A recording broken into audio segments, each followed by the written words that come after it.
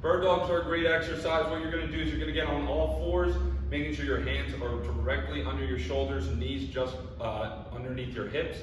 And you're going to have a nice tight core the entire time. Engaging your core, you're going to lift one arm straight out, kick the opposite leg back, making sure that that leg's not coming up too high and having an imbalance in the hips. You want to kick straight back, squeeze your butt, reach your arms straight out, keeping your core engaged. If this is easy, you can move out a little bit.